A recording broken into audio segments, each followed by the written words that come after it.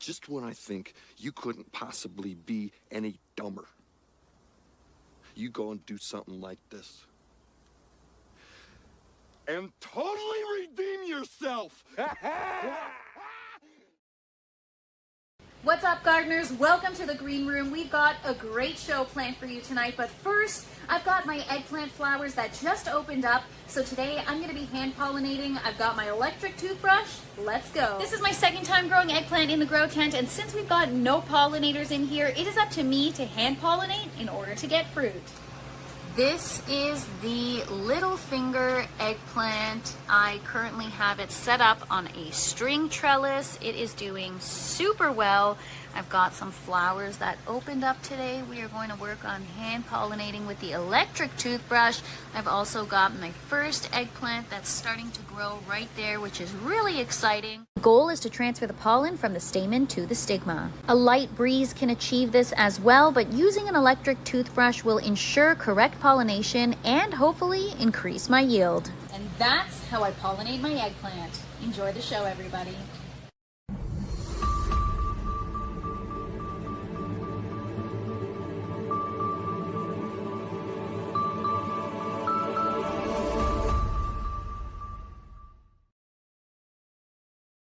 All right. Welcome all my garden enthusiasts and passionate plant people to a new edition of the Let's Get Growing show here on the Urban Gardener channel. It is the Green Room, and it is not only really wonderful to have you here tonight, but I just want to say this too. I know we got a whole thing and everything, but I got to say this actually right at the top of the show. I'm really used to doing these Let's Get Growing shows here on the weekends and all of that, and doing them myself and all of that. But I am so fortunate to open and introduce this whole new show in our lineup to you with an amazing, wonderful co-host. And I'm so glad that she said yes to being here and being our co-host tonight. So let's definitely welcome and give a big, huge welcome to Natalie, the Fresh Princess, to our show as our co-host from this day forward. Thank you so much, Natalie, again, for taking on this adventure with me here on the Let's Get Growing show here now with the Green Room. Good to see you, Enoch. Thank you so much. I appreciate the warm welcome. I am so excited for tonight. And what's up, gardeners? Welcome, everybody. We have an awesome first show planned for you guys tonight. Joining us in the green room, we've got Shawnee from Shawnee Grows. Yes, and also we have joining with us as well too here, as I can get this up here for everybody to see. We got Robin from Robin Gardens, as well as Katrina from Sow and Tear too. So we got the three of them. They're going to be our first contributors here to the Green Room with their new segment, Grow What You Eat. So really excited about that too. They're going to normally be here live with us, not live with us. They're going to be here live with us tonight, but they're normally going to be here doing a really great, fun recorded segment for us all and everything on our regular shows. But again, too, I want to remind everybody also that we are here as our kind of soft launch, right, Natalie? This is kind of our so we're kind of taking it a little bit loose tonight, but yeah, getting a feel for things, getting comfortable with it all. Getting a good feel for things as well too here. So, but before we get into things, just a quick shout out to all the replay viewers. Anybody that's watching the live replay, thank you so much for giving us some of your time and watching, and let us know that you're here in the comments. Yes, definitely drop into the comments below and let us know you're here. And yeah, so right here at the top of the show, this is what's going on. Here we are, the Green Room, Natalie. So first off, how things been? Tell us real quick here too, to let you know we're getting going now. How excited are you for the show, and also to what you've been up to lately? I am very excited about the Green Room. It is going to be a new experience interviewing fellow gardeners and getting to connect with more people from the community. So that's what I'm looking forward to the most. And yeah, I'm just looking forward to connecting with new people. As for what's going on with me, well, I'm in the garden. This is where Yeah. I'll be. This is where Ah, I'll be doing the show from the grow tent, so you guys can see what as you the do normally excitement is. on your regular live streams, right? Yes, yeah, I have a daily live stream, as most people know, and yeah, I do it from the grow tent. So this is the grow tent. This is where I grow my own food, and this is where I'll be doing the show from. So everyone can get a look at the fun space I get to hang out in all day long. Yeah, yeah, yeah. And again, too, here I am. If folks who watch the Let's Get Growing show here on the weekends as well, too, know here I am in our little living room studio with all of our wonderful plants, too. And again, too, it's a little winter time, too, but I'm more of a vegetable gardener and growing outdoors in our alleyways and rooftops and all of that sort of stuff that we have here. That, again, as we get growing through the season, I'll be sure to share with all of you for sure as we get growing along too. I did want to say though too, I did love the video that you put up front there so that everybody get to see. So when we start the show, we'll get a nice little clip of some of the things that we got growing on. And we got to start off checking out your eggplants there in your grow room too. Yeah. Well, as you know, indoor gardening is a whole different ball game, right? So Yep. that's going to be cool too. Is you're more of the outdoor urban gardener, and so it'll be cool to kind of fuse the two worlds together and just exchange ideas and information. So I'm excited about Mm-hmm. that. Why don't Yeah. you tell everybody about your monstera back there? Oh, the big huge monstera here. Yeah. Well, the one thing I will tell everybody about the monstera is it's survived the winter break. And anybody who's saw or followed the show and saw during the winter break, I came on and joined on for a little bit, and I talked about and asked everybody whether or not I should cut it down and take cuttings and put it into several different new plants, right?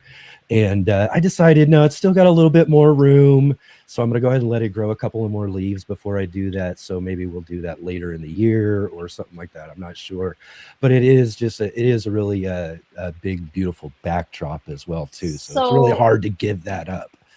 So your propagation addiction is under control then. You don't feel the need to Oh, take kind of. cuttings from everything. I did take a lot, so I think I did get my my fulfillment of cutting plants up and taking propagations and things throughout my winter break. That was just one I was considering while I was doing the rest, but I did plenty. I decided to go ahead and leave that alone and let it go ahead and continue to be the backdrop here Yeah. in the show and everything, as well as all of our other great ones. I did add down below though too another monstera. It's a more of a this one here you see up front. It's kind of Yeah. a Swiss cheese plant type of Yeah, monstera. beautiful. Yeah, yeah. So I did add one of those to it to climb up into it as well. So I don't Is know. We'll that see what's going what on. it's actually called? A Swiss cheese monstera? Or is that Well, it's just Adelonce. I can't say it. It's something with an A, I think. Monstera A, and this is Monstera D delicosia. got it? Yeah, yeah. So there So we are got the different whole ones. alphabet. There are different ones. Yeah, yeah, it's great. So I got a different monstera this type growing up into the other type of monstera. So it'll be kind of cool. It's kind of neat. Maybe I'll give everybody a nice look at it sometime when it's really growing, and we can share that as a clip or something for everybody down the road for sure. I'm gonna have to try one of those aeroponically maybe and see how that does in the system.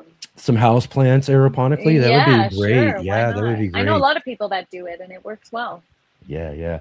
And another thing too, and on that thing, or ideas you're saying that you grow and you do things different and things like that. That's one of the great things I loved about the idea of having Jan as a co-host, though, too, was the fact Right. that we do grow things differently and we do that, and there is that variation of it. Because again, I want to continue this idea, the same idea we do with our regular shows on the weekend, is that we're talking with throughout this next year with all sorts of gardeners who have all sorts of backgrounds, grow in all sorts of ways.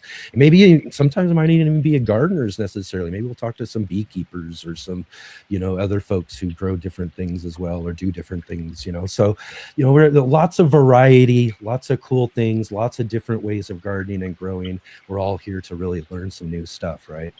Yeah, that's what I love about the community. We've got all kinds of people, like you said, beekeepers, different types of farmers that have grow different kinds of crops and specialize in different kinds of grow methods or mediums, and I love it. I'm really excited to connect with all kinds of people. That's the best part about the gardening community is it. That's what brings us all together, is that one common thing, is the love of gardening, Yes, no yes, matter what it exactly. is. Exactly, and already too, and I'm already looking. I'm gonna have to get in here. This is pretty great for our very first show out here on the green room. Here is I already see there's lots of folks already jumping in, conversating, talking about all sorts of stuff. Yeah, You we know, got a so lot of people in the chat tonight. yeah, so talk about the community. There's quite a community conversation going on in our chat right now too. So I will mention that too as well too. You know, this being more of a conversational interview type of channel, we're going to work the best we can to engage with people. So we encourage folks to leave comments and all of that. We'll try to be popping those sort of things throughout the night up Yeah, on the and to ask screen too. questions. Ask Ask questions. questions. Definitely ask questions. We'll be highlighting those, and when it comes to questions, we'll try to fit them into the conversation. You know, is that we'll be having, because this will be a great fun gardening conversation between all of us. But we do want you all to be involved, because that's what's great about doing live streams. So definitely drop in questions, comments, and those sort of things in there, and we'll get to them. But also at the top of the show, we want everybody to get used to this as well too. We want people to drop in right at the top of the show. If you're joining in with us or anything, just let us know who you are, where you're gardening from, and maybe something that you got growing on right now. And you drop those into our conversation right now. And backstage, we got our friend the J-Bot back there. She'll be highlighting those and everything so that we can have those pop up here on the screen. And at the top of the show too, we can do a little thing that we're going to call roll call. My name is Kevin. Yeah. That is my name. Yeah. They call me Kevin. Yeah. Because that's my name. Roll call. So, all right. Roll call now. That means that, again, you guys can get up here. Let us know you're here. Let us know where you're growing from, what you got growing on. Present. Yeah. We got Natalie, the Fresh Princess. She'll be here with us each and every week, though. Now, so awesome. Got a co-host with me here, but let's see who we've got in here. I know there were, in fact, you know what was so great, Natalie? As we were getting started and we were ramping up and we're working on things, people were already getting into the comments. I know. I popped in early and I saw. In fact, we had Riz Lex here. He jumped in all the way back. Let's see here, earlier today at 1:46 my time, Pacific time here. Wow. 1:46, early into the chat. That was really great. Riz is across the world. We got and we got Seed Addict. Good evening, Les. Good to see you. And yes, you were early. For sure. Be witten. Looking forward to this event, man. I'm looking forward to seeing all of you as well here throughout the show as we get growing on this year. And Bowtie, good to see you. Always good to see you. So glad to have you here. Welcome. Yeah. Craft Organics in the conversation with us as well too. Good evening, Craft. It's great to have you here with us. Bowtie again there. And what's up, MK? Good to see you. Get your popcorn. I've got mine ready, so let's enjoy the show. That's right. I hope you're enjoying that popcorn. Good day, Bernie. Great to see you. Awesome to have you here in the conversation with us here tonight. And we've got Robin in the house from Chicagoland. Oh, yeah, nice. Yeah. Cool. Minus 21. Wow. Cold day where you're at. Yeah, that's cool. Yeah, we got the cold down here too, so at least you're not alone. Yeah, exactly. Yeah, Riz, cheers. Excellent. Oh, yeah. Excellent. Let's see here. Who else do we got in the conversation? I'll make sure we're trying to shout out as many people as we can. South Florida Sunshine Tropicals popping in for this kickoff. Yeah, exactly. First Green Room show here tonight. What's up, Lawrence? Good to see you. Good evening from cold and wet Maryland. Wow, sounds unpleasant. Glad you're here with us tonight. Excellent. And as well, too, another one of our guests, we saw Robin just a minute ago. It's Zoe and Tare. Katrina will be with us as well, too, in just a few minutes here as our guests talking about their segment, Grow What You Eat. Let's see here. Who else we got? Oh, And we've got Kevin here. Good evening, Kevin. Good to see you. Thank you for being here tonight. awesome. And also Adam Burley's joining with us on the show too. And Adam actually is a good friend of mine. He just lives right up the road from me here in Southern Oregon. Oh, no way. Central Point. Yeah. So That's so funny. Excellent. Thanks again. What's up, Adam? For being here. And we've got the ultimate gardener. Oh, the ultimate gardener. Nice. That's right. I like that handle. That's a Manuel Arce, my good friend, young man out of Florida, does his own little gardening channel too as well. Thanks for being here with us tonight.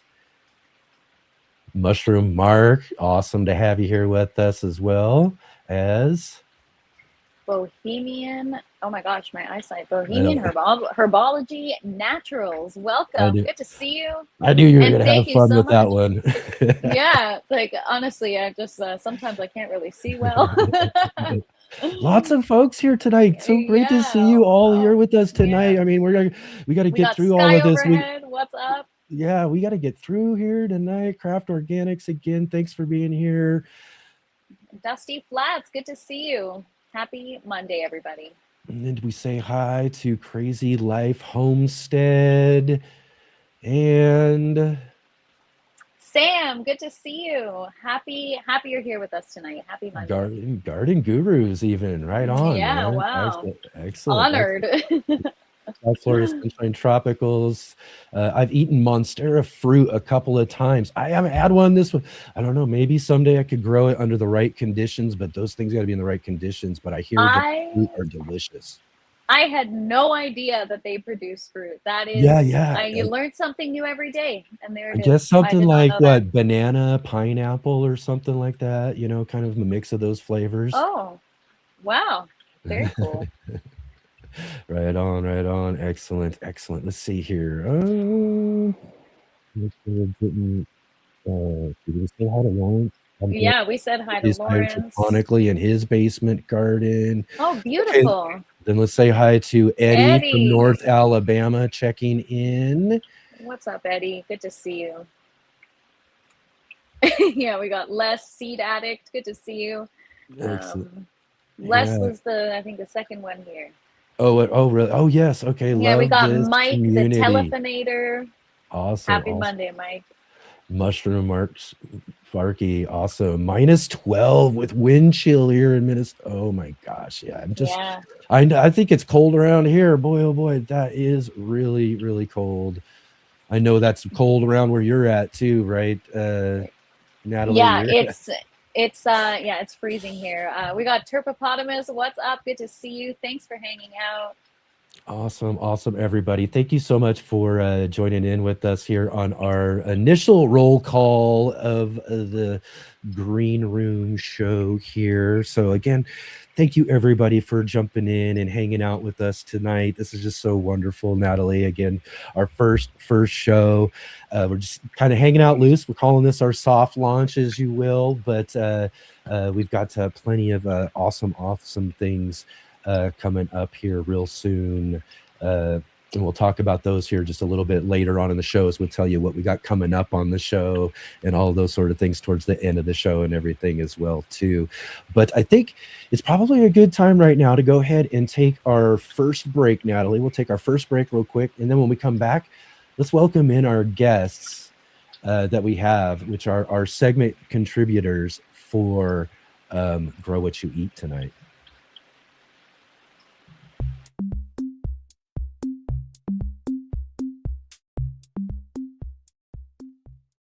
Why wait for the right season to start your garden when you can grow anything you want all year round?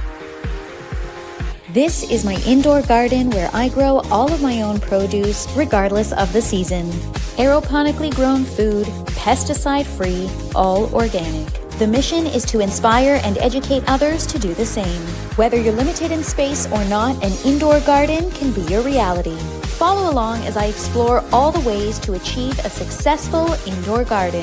From aeroponic Dutch buckets to vertical grow towers, I experiment with all kinds of grow mediums and varieties. Let's learn and grow together and reclaim our food sovereignty.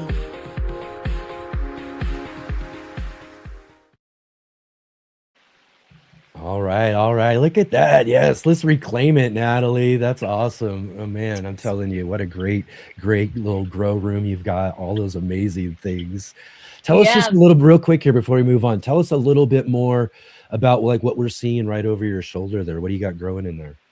Well, over my shoulder, we've got the eggplant, as you guys saw in the opening intro. We have to pollinate those. We've got a bunch of different tomato varieties.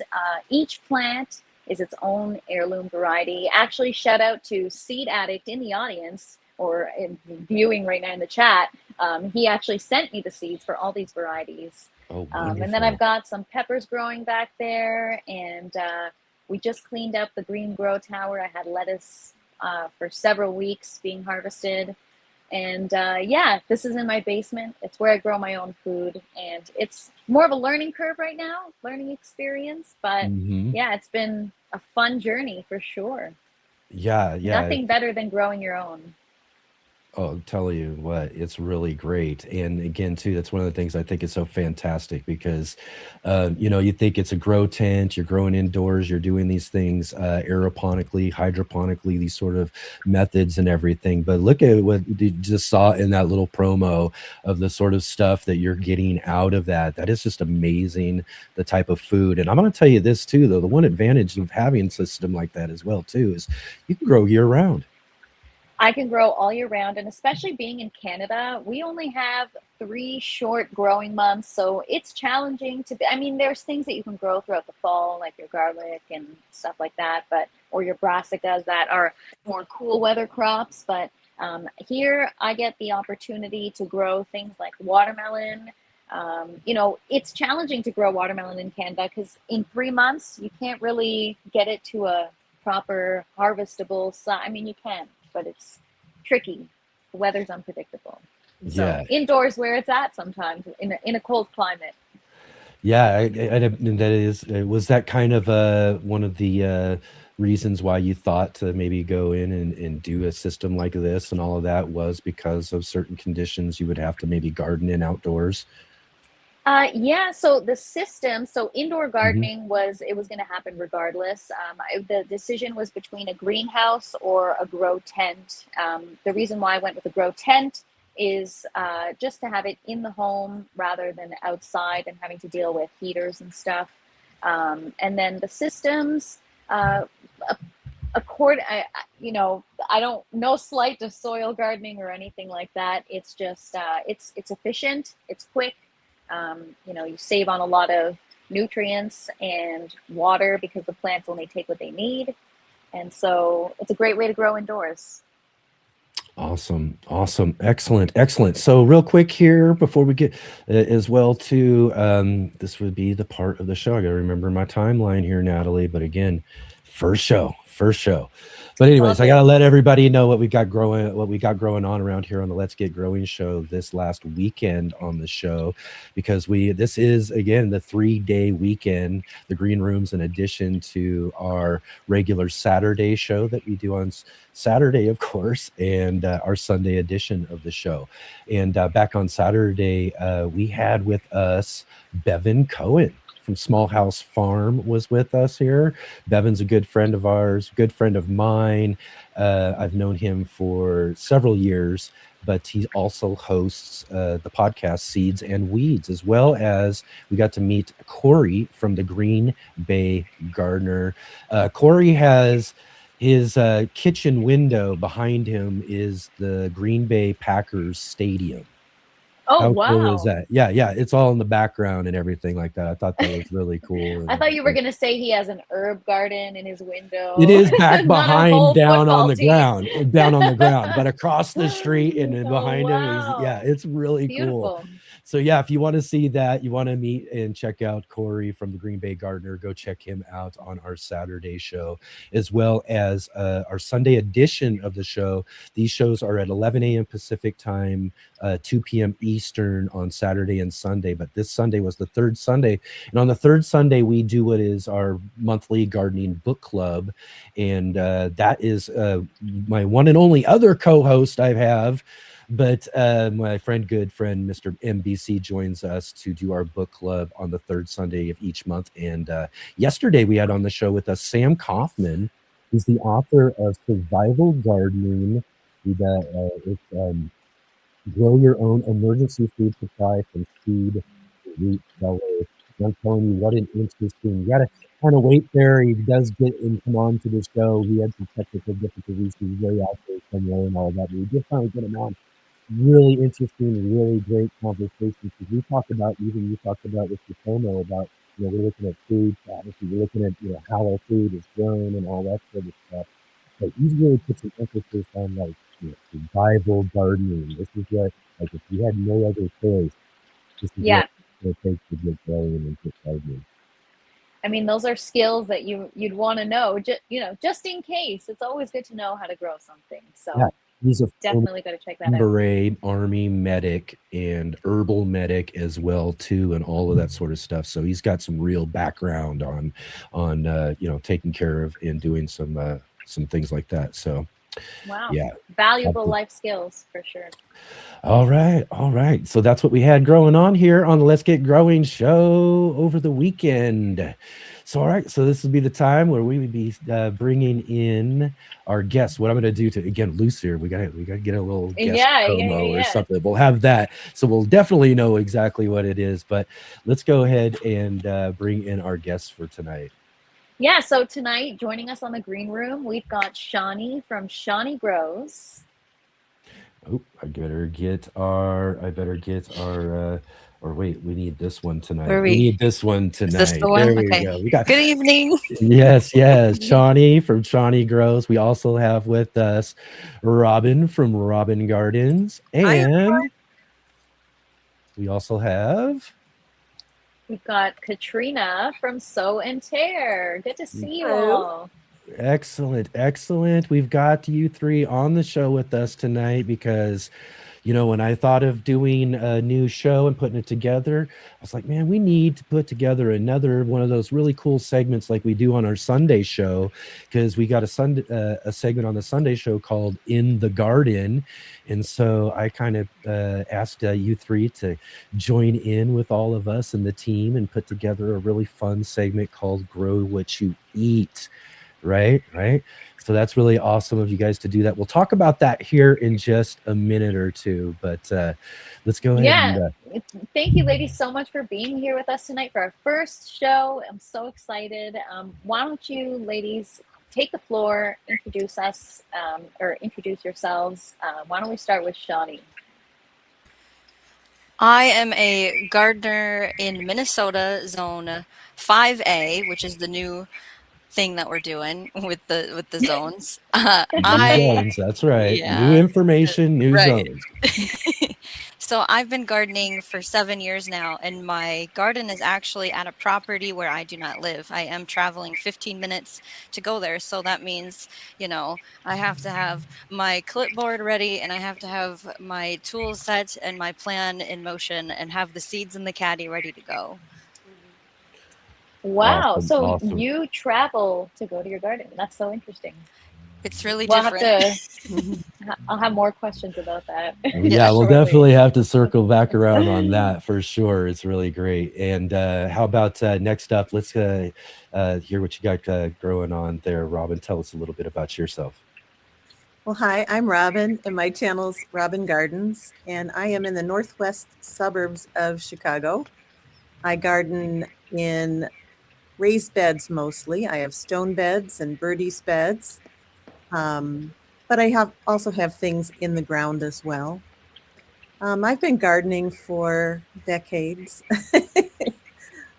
so I have lots of different experiences under my belt. And I'm a Zone 5B here in Chicagoland. And I just love mostly that I can walk out my back door and have a grocery store for 6-7 months of the year. Beautiful. Oh, I love that.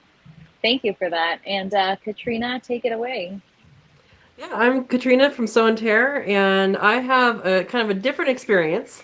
I am now at a new property. I am building from the beginning, so we're going to see that process. But before I moved here, I had a in city, right, urban homesteading. So I was doing gardening and raising rabbits for meat and quail for meat and eggs and chickens. Gardening, I had over 50 fruit trees on a 7,000 square foot lot with garden space, and then all these other things, dug a pond, all that. So that was from 2013 to 2024 when I moved here. And I've done all sorts of things with, you do your preservation. I mean, you got to cook too, right? You got to cook and use your food. But preservation, such as drying, canning, freeze drying. There's so many things you can do with your garden, and one of the things that I encourage people to do is actually have the stuff in your house, because if you don't actually get it in your house, you're not going to use it.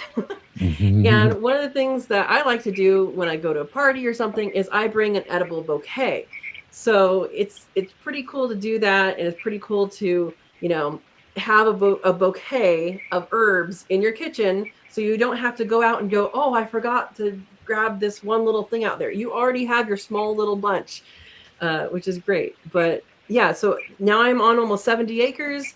I plan on expanding the existing garden that's here, and I will be building a food forest, which will have all of the elements of all of that.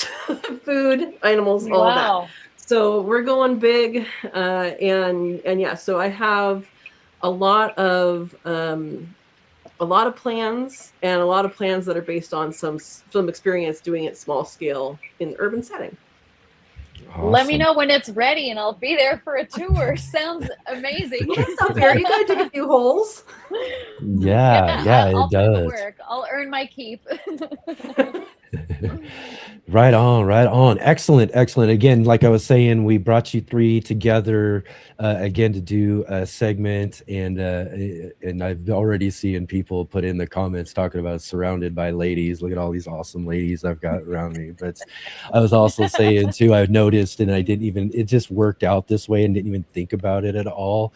But the guys on Sunday doing in the garden, and we got the ladies on Monday night doing grow what you eat. So that's going to be really, really awesome. I forgot to give my zone. My zone is 8B. I think something happened with our Fresh Princess screen here. Let's see. We'll let her get that fixed up there real quick. Let's go to a 4 panel real quick here. Oh, it's different. There we go. It's a little different. Yeah, I know. You got to watch out here when we're changing things around. We'll go back to the other one here when Natalie gets something. I don't. Something must have happened there. That's the thing about doing live shows, though, too. Again, I'll say is that you never know what's going to happen. Same with yesterday's show. We had issues with our guest Sam. He was having some technical difficulties too. But we just kind of go with the flow around here, and no problems at all. I did want to go ahead and say, like I said, we got the Grow What You Eat segment, and it's just going to be really awesome. I'm just really excited about seeing what you all bring to this really cool new segment and everything. I want to give Shawnee just maybe a minute or two there to go ahead and, give us a little bit of a rundown. Tell us a little bit, about the Grow What You Eat segment coming up here on the Green Room. And I'm going to bring Natalie back on, but you go ahead and get us going there, Shawnee. Yeah, I'll do my little promo here. So Robin, Katrina, and I are so excited to finally share something that we have been quietly building, a collaborative series called Grow What You Eat, why we grow our food, how we cook or preserve it, and how it actually shows up on our plate. Each week, Robin, Katrina, and I take a different piece of that puzzle. So Robin brings decades of experience growing abundance in her zone 5B using organic, low disturbance methods, and she'll be grounding us each month with her plant of the month. So helping people understand what to grow, why it matters, how to succeed. She's all about the flavor, right? Katrina closes the loop by showing us how to cook from the garden or preserve the harvest. So using the kitchen to help brainstorm what goes in the garden, eating with the seasons. She has experience, like she said, on 70 acres in zone 8B. And with her, you will learn, grow, feast. Now, my role is helping people zoom out and ask better questions. So what's actually on your plate? What do you actually eat every week? We're going to talk about planning your meals backwards, mapping your space with bird's eye views, finding opportunities, navigating hunger, and more. So this series is about empowerment, helping people stop feeling behind, stop feeling intimidated, and start growing food that actually shows up on your plate, because you don't need a farm. You need a plan, a system, and a little curiosity. And we're inviting you to build it with us. Yes, that's I wonderful. love that. You don't need Looking a forward to farm, it. you just need a plan. That is so well said. It's so true. Yes. Absolutely. And it's just really great too, because it's something also you don't see too much of in gardening channels and things. And I've definitely been wanting to bring to what we do here on the show is just this, we love gardening, we love growing things. I mean, it's just, did you guys see Natalie's promo earlier and all that really cool stuff that she's growing out of that tent down there? You know what I mean? But we can grow all this cool, amazing stuff, but what are we doing with it? What's going on there? And I think having a good conversation about that each week with you guys is going to be just really, really wonderful.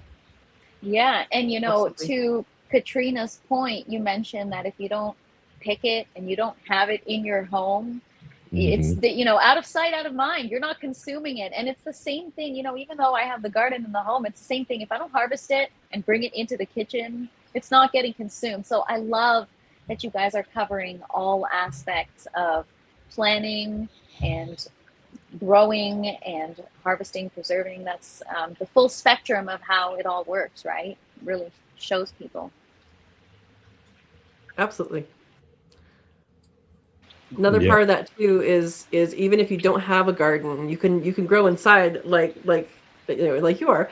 And then also, Did even I? if you don't have space inside, you can still I don't know forage, and what's you can going urban on. forage. See what your neighbors are growing and say, "Hey, can I do a little work and we'll trade?" Or I see you have a cherry tree. If I make preserves, can we trade some? There's all sorts of things that you can do even if you don't have a garden.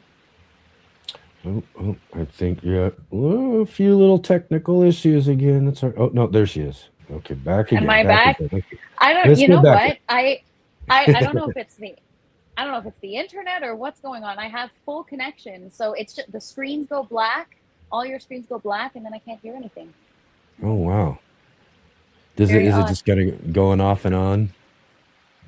Yeah, like I could see myself, no problem. It's just you all disappeared. But that's Oh, okay.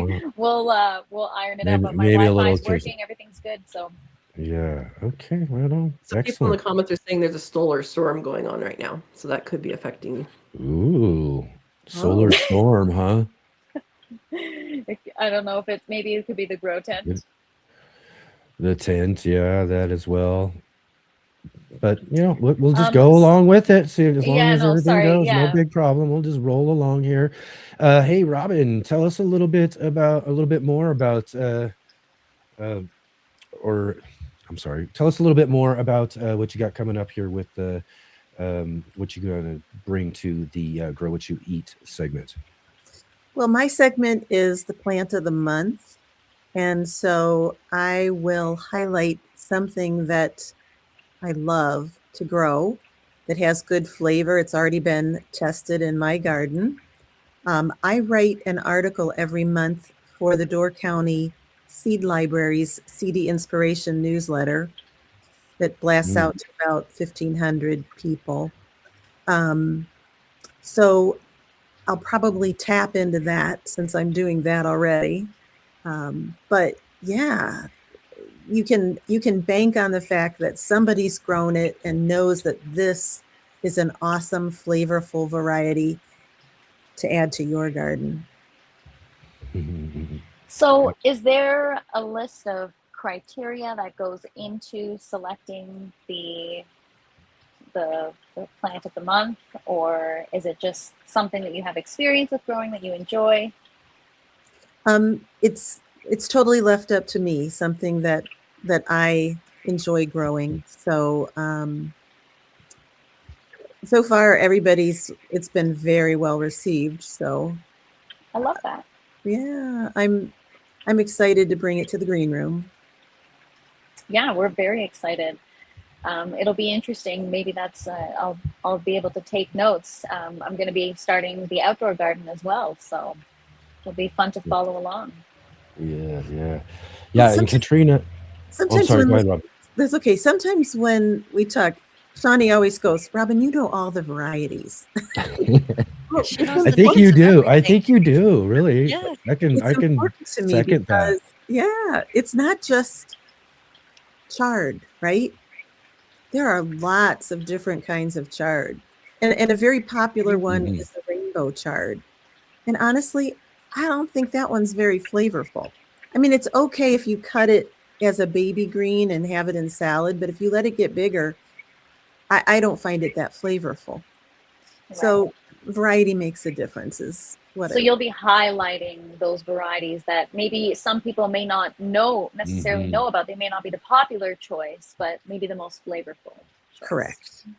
Love that. Nice. Oh yeah, and hopefully a bunch of good show and tell too, because she's growing a lot of these varieties also, just some amazing things. So again, too, we got a lot of cool stuff to look forward to. Katrina, you're gonna kind of maybe give us a little more of an angle and look at preserving and taking care of things that we're getting and harvesting from our gardens, right? Yeah, I mean, we'll be cooking Cooking, and all that stuff. Yeah. yeah, and we'll be cooking, we'll be preserving, and really want to show you guys what you can do as well. Because I Mm-hmm. know when I started gardening, I was like, I'm gonna grow everything, and then you're like, what do I do with it? And I'll tell you what, you can stir fry anything, including figs. Yes, you can, but you don't have to add soy sauce. But you do, you especially people that are new to gardening or new to a variety and you don't really know what to do with it. There's a lot of Hmm. ideas you can do. A lot of your inspiration can be, what do I want to eat later? Or it could be looking through, preservation books. So what do I want to like? Hey, I buy this sauce all the time from the store. Can I make it? Probably. You just have to grow the things to make it. I mean, you don't have to. You can get it from the store, but it's funner to grow it. Funner's a word now. So how did you learn to do this? Are you self-taught because you grow so much, or is this something you learned prior to Yeah, starting to grow? I mean, we had a garden growing up, but it wasn't like a garden. It was just gardening. And I think I have it, in my blood. My grandpa was into gardening. My mom has a very brown thumb. However, we found out that that brown thumb can grow really good compost. So if you think you have a brown thumb, try growing compost. But yeah, I've been pretty much self-taught. I mean, I had things in pots before I had a house. Um, and I was staying with family. And then that first property I was at, I had a goal of having every single permanent plant, like bushes and shrubs and trees, in the ground that first year. And I almost made it. But then, of course, I always add. And I don't have quite that density issue here where I am now. Here where I am now, I've experienced more at that time when I started, I had okay, you plant things, you give them nutrition, you water them, they grow, you get food, right? That's basics. I have a better understanding now about what soil is, what the components of soil are, the importance of the fungal network, the mycorrhizae in the soil, and what that does to the community that you are growing, because you are growing in a community. For example, a lot of people say, "Oh, I'm just going to grow something here. I'm going to make a bed and things will grow." And that's going to be true. But I find that if you do a raised bed, it will mature at 3 to 5 years. It takes that long for soil to develop. And that's been through my observations. I've kind of compared that with other gardeners' notes with their observations. And then also just um, I'm a biologist. I'm a wildlife biologist by trade, and so I guess I'm kind of trained in the observation part of that, of observing what's happening, and then my curiosity, I look things up on my own. So that's kind of, I guess, self-taught, but then also um, your curiosity goes places, and you follow it and you learn. Another thing that I've learned through experience and through just doing it is the importance of manure in the landscape. And a lot of people don't use that in their gardens. But if you look at like the huge prairies that used to be in the Midwest, and that was all grown with, manure. I mean, all the bison that used to be there and the birds that followed them to eat the ticks and eat the bugs off of them, and all of them poops. Everybody poops. So that's an important component of putting this in here. So having a homesteading mindset that includes animals, even if you're not vegetarian, even if you're vegetarian, you can still, raise some rabbits for pets, use their poop. You can still have these interspecies relationships with your plants, even if you are not going to eat those animals. So that's kind of something that I've definitely formed an opinion of, and I've seen the effects of and read up on. So I don't know if that answers your question. That is so fascinating, and I guess it kind of plays into what Shawnee is going to be talking about, which is planning, right? Because it all starts with planning, down to even the rabbit poop. So Shawnee, why don't you tell us a little bit about your segment and your part of Grow What You Eat? I would love to. So I know you would. Take it away, Shawnee. I know Shawnee. you would. Here you go. Here we go. Here we go. So, The I floor want is us yours. to really look at our plates. What are we actually wanting to eat? Not just this fairy tale of, I looked at a seed catalog and it was so pretty and gorgeous, but I don't actually know how to eat it. Maybe Katrina could teach us some new tips and tricks. So I want to really plan our gardens around purposefulness, growing that full meal on your plate, right? There are seeds hiding in your kitchen. We're going to go over that list to see if you have any of them. Mapping out your space with intention. Where does it warm up first? Where does the snow melt first? Take advantage of these areas when you want to extend your season without spending a bunch of money. And of course, just really coming into what is going to help your family the most. We also like to talk about grow, feed yourself, and then let's share. So that can be sharing time, sharing knowledge, sharing your harvest. It can look like more than that. It's just something where we all come back to that word community in our gardening conversations. Mhm. I love Man, that. that's awesome. And again, too, that's why again, Shawnee, you're prepared. You put together such wonderful live streams talking about and doing such discussions on all sorts of different topics and things, and you do these just really amazing deep dives. And I just knew that getting you to agree to do this segment was just going to make it really awesome, because we're going to get some really good deep dives into some great stuff. So definitely look forward to that. I do want to jump in here. David from Bowtie Life is asking a question for Katrina here. What all have you cooked on your car's dashboard? Okay, so Bowtie Navy. So you have to take advantage of the things that you have, right? Right. And when you have 110 degree days, as I did when I lived in California, you don't want to cook inside. Growing up, I don't even know where this idea came from at the beginning. I don't know if it came from my mom or if I just did it, but I would be out in the field doing surveys for wildlife stuff for work. And, I'm like, okay, this is so hot in here. I'm just going to make this a solar oven. So I make my dashboard into a solar oven when the temperatures are hot enough. For cookies, I'll tell you, it only needs to be in the 70s outside. And you can have delicious cookies, and your car can smell like chocolate chip cookies on your drive home from a hard day of work. It's awesome. Yeah, so I've cooked cookies. I've done I've done some baking. Baking works if it's small. If it's big, it doesn't really work in there. I have cooked meat. I have cooked quail, rabbit, beef. I've done all of that in the dashboard. Crescent rolls from the little, pop it, unwrap it thing. Sweet potatoes don't really work. They're too dense. I did try them. But yeah, I mean, just being inventive and, I was looking at getting, I don't remember what it's called, like an American solar oven or whatever, and it's like hundreds of dollars. And you know what? If you have a car, it's already more than hundreds of dollars. And point it south. Got a solar oven. I have a playlist on my channel dedicated to that. It's not very big playlist, but it is there.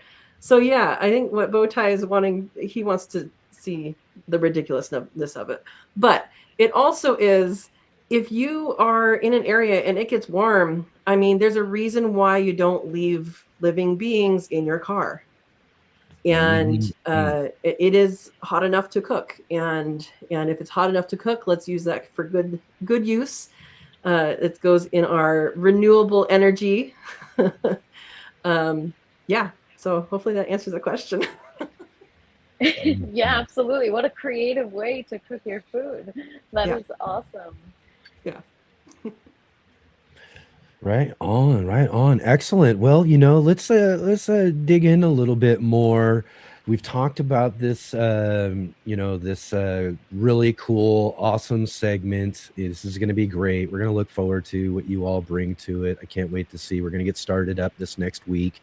Shawnee's going to get us started up and everything, and then we'll get rolling from there. We'll see segments from Robin after that, Katrina after, or then I guess Shawnee, then Katrina, and then we'll just kind of keep rolling like that as we keep going forward. And so that's going to be really, really cool. Really, really looking forward to it. But as we get moving on here real quick, I'm going to give a few more minutes here. I know Katrina's going to have to get running here. She's got to get some things going. So I want to give her just a couple more minutes here as we get going, just to, tell us a little bit more about,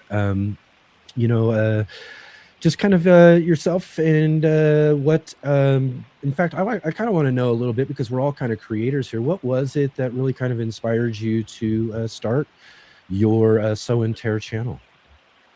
Yeah, so I had the name a year before I started, and I started in 2021. Oops, should have started in 2020. Right, I know. But yeah, so I'm like a natural born teacher. You talk to me, you're gonna learn something whether you like it or not. And whenever people came into the garden, I would always teach them. And I'm like, and people would say, you need to share this. You need to share this. And so I'm like, I can do that. I can do that. I can do this. And then I was looking up, okay, well, now that I think I can do this, what's in a name? A lot is in a name. And so yeah, my channel's name is Sow and Tear. And sow is, probably everybody here knows, sow is planting seeds. You sow the seeds. Well, you can not only sow seeds, you can sow a thought, you can sow a deed, you can sow an action. Sow means to begin, to start. And so that's the sow part. And then tear, probably a lot of people forgot this word from middle school. Tear is that little button on your scale that makes the container read 0. So you're zeroing out, you're balancing out, and you're getting ready to measure only the good things. You don't need to measure the container. You don't need to measure whatever things came in originally. You're measuring the output. You're measuring the goodness, the balance of it, and all of that. So meaning, let's start some things. Let's start a conversation. Let's start good things. And tear, bringing balance to everything. So that's kind of the basis for the name, and pretty much what I would like to live by. I don't always, but but what I would like to live by is Sow and Tear. And I liked the double name meaning. And yeah, so I want to share this with people. I think I have something valuable to share. And also we do a live chat and every week. And that is a time where we go crazy. We get on all sorts of different conversations, different topics. And it's amazing just being in a community like this one, being in a community, all the different things people know. And what I like to tell people is, you're your own expert. You are an expert of your garden. I'm not an expert of your garden. You're an expert of your garden. What works for me may not work for you, and what works for you may not work for me. And it doesn't matter if we live right next door to each other. And that's what I love about gardening, is you bring your own experience into your own life, and you yourself learn from your own experience. But you can share your information with other people. They can share their information with you, and it may or may not apply, but we all make each other better. Wow. First of all, thank you what you do. Thank you for what you do for the community. That is so, commendable and inspiring. I Oh, love when gardeners share their journey, their experience. It's really uh, beneficial to the community. And I love what you said about sow and tear, which brings me to my question a lot, because I know you mentioned you're going to be growing a fruit forest, a fruit tree forest. What kind of fruit trees will you be growing? Because I know with trees, there's no time like now to start the seed because you got, right, a long right. ways ahead. So it's a food forest, not just fruit. Okay. And there's a whole bunch of different things I want to grow, and that's going to include, all the regular things. I already have pears here. Pears, peaches, apples. That kind of stuff. But I also want to grow some other things. So like there are pawpaws that grow in the Northeast. I'm in the Pacific Northwest. We have good weather for that here. I expect to grow some of those, which is native to the U.S. but not native to here. And then nut trees, and you can grow olives too, because another thing you want to do is grow your fats. So fats are hard to grow unless it's on an animal, and I grow rabbits and they don't have much fat. But I have rendered it, and you do need fat to live. And the fat that we can grow is olives is a fruit fat. Avocados are a fruit fat. There are at least 4 different varieties of avocado that can grow here. I do expect to put up I'm going to call it greenhouse right now, that will have warmer weather plants like that. So stuff like that. And then like the food forest has the 7 different layers. So you have, let's see if I can remember them live. We have roots, ground cover, shrubs, understory. No, yeah, I think the understory is shrubs, trees, vines, and mushrooms. Did I get them all? Yeah, and so when I cut down, so I'm gonna have to cut down some trees, cutting down some Douglas fir. I need to get in touch with a mycologist. Actually, someone was named Mushroom on here. Maybe I'll pick your brain. To see what edible mushrooms I can then seed out. It's not called that, mushrooms, but anyway, put into those places and be able to have that full functioning food forest. So something a lot of people miss with food forest, which when I was in California, I thought I was doing a food forest, but I didn't know that term. I was doing edible landscaping. It was mostly fruit, and that was a mistake. I didn't know any better. Now I know better. Much of the vegetation here is going to be herbaceous and flowers. You have to have your pollinator plants in there too. So I don't know how to answer that question. Everything. I want to grow everything. I love that. That is remarkable and inspiring. I can't wait to follow along. Yeah, absolutely. And I guess at this point, though, too, Katrina, I think we can probably have to let you go. You got to get moving on. You got another live stream of your own and things that you're doing as well, too. So, but again, thank you so much for hanging out with us to talk about your contribution to the Grow What You Eat segment here on the Green Room on Monday night. So we'll be looking forward in a few weeks to seeing Katrina's first video contribution to that segment. So thanks again, Katrina. And real quick here, I'm gonna pull you out real quick, Katrina. I'm gonna pull everybody out real quick as I'm gonna reset and bring you back in. It's just gonna happen real quick. So boom, boom, boom, boom. Sorry, everybody watching. Thanks, guys. The show's not normally gonna be like this, but here we go. Be right back. Thank you. Or we'll get this Take done. care, Katrina. Right. I need to go this way. I need to do this. Sorry, everybody. Again, like I said, we'll get this fine-tuned as we get moving along here. Let's bring in Natalie, of course, real quick. I can't hear you. You can't hear me again? Oh no. Let's see here. I'm gonna bring in someone else and see if we got some audio or not. Robin, can you hear us? I can. Okay, you can. Everything's good, Robin. All Maybe good. for you, Natalie. I'm not sure. She's getting in there. Let's see. Let's pop in. Shawnee, can you hear us? Yes. Oh, Okay. you got audio? Yeah, we do all have audio. I can Yeah. just hear Shawnee. You can Okay. only hear Do you need to Shawnee. You can't reset hear and come me? back? Might Yeah, have to you'll reset. reset. Yeah. Oh my. Okay. That's all right. No problem. I mean, we're gonna That's get why you all have it. a soft launch. We'll get. Well, yeah, that's right. We'll get all these bugs and things figured out as we get working along here and everything too. So, right on, right on. There we go. Get that right up. We got Shawnee Grows and Robin Gardens continuing to hang out with us here tonight on the Green Room. We're waiting for our co-host Natalie to join back with us. She should be right over there in just one moment. Let's check in and see if she's here now. Boom! Can you hear us, Natalie? I can hear you. That was Test. odd. I can only hear I know. Shawnee. Okay, I cool. think everybody's been talking about this solar flare or something like that. So I think that's got to be what it is.